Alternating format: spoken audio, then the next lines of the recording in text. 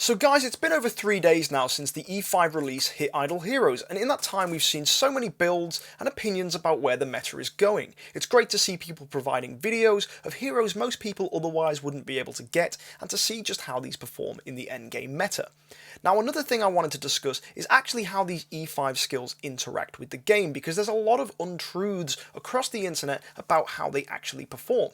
Certain people are saying heroes aren't going to be good because of particular skills, and that's not necessarily true. So today's video is going to discuss the skills that are available at E5 and the real truth behind how they interact with the current game mechanics.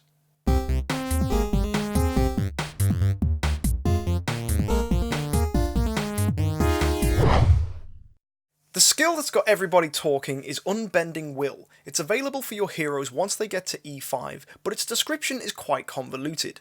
Basically, what it translates at is when you would take direct damage or damage over time that would kill your hero is given a shield that protects them from any further damage and makes them immune from the damage that would kill them for the rest of the round.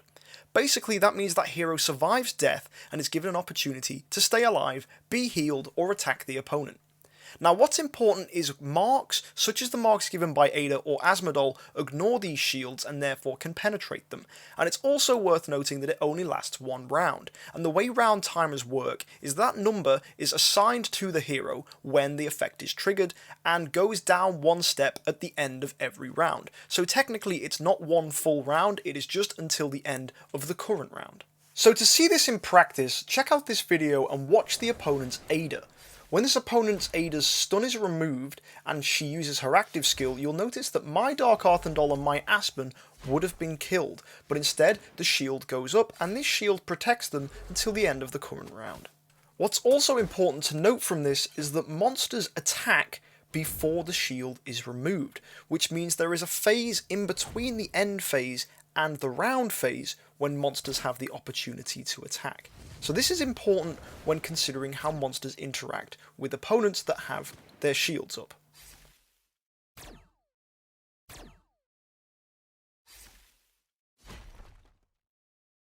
The second important thing to note about these shields is what happens when they're removed in the end phase. Lots of people think that they can protect against damage over time, but actually they can't. When the shields are removed, damage over time is triggered simultaneously. That means the damage over time that happens at the end of a round isn't protected by the shields. To see this in practice, watch the opponent's front row Ada. When that Ada's shield goes up near the end of the round, it's immediately removed at the end of the round, and also damage over time takes place. This kills the Ada during the end phase. It's important to note that also this does kill the Aspen behind her, causing a chain effect adding more damage over time. So some people might argue that actually it's the Aspen dying that's killing the Ada. However, check out this other video and watch my Dark Arthendal. You'll see that at the end of the round she finishes with less health than she started with at the end phase. That's because Valk's damage over time has taken away a chunk of her health despite her having a shield up in the end phase.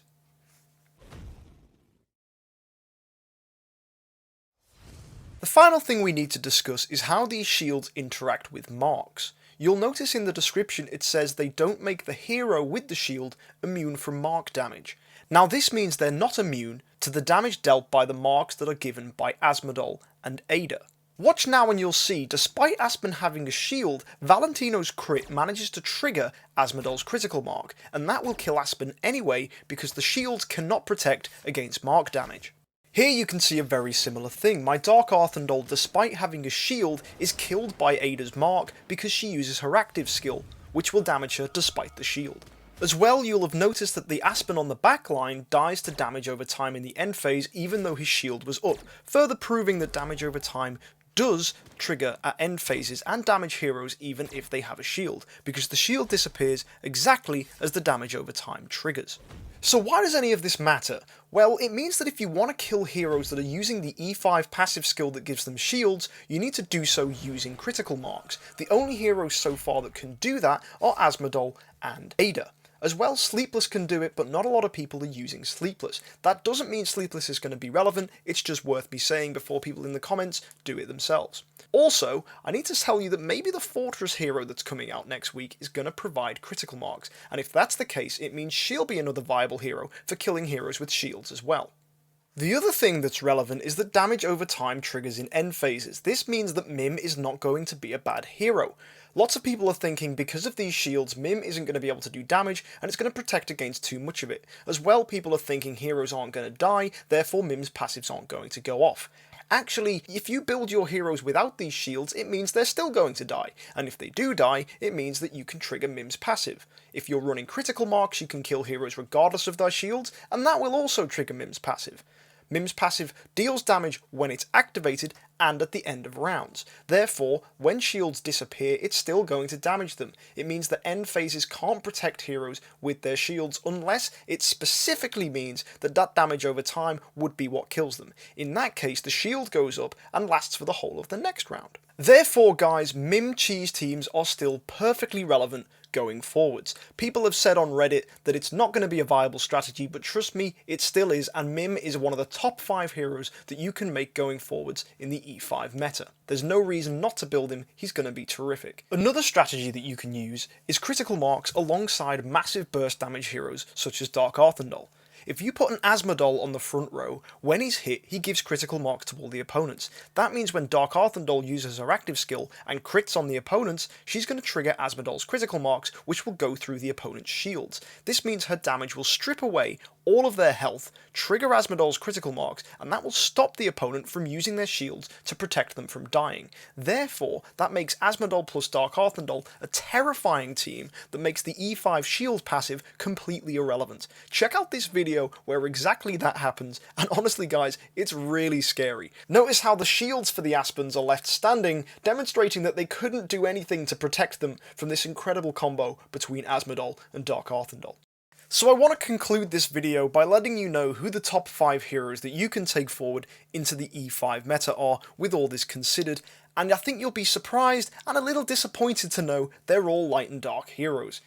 The top 5 heroes you can take forward are Ada, Dark Arthandal, Asmodol, Mim, and Aspen. I know it's really hard to build these heroes because they're light and dark, but sadly the meta has definitely flopped in favour of light and dark heroes.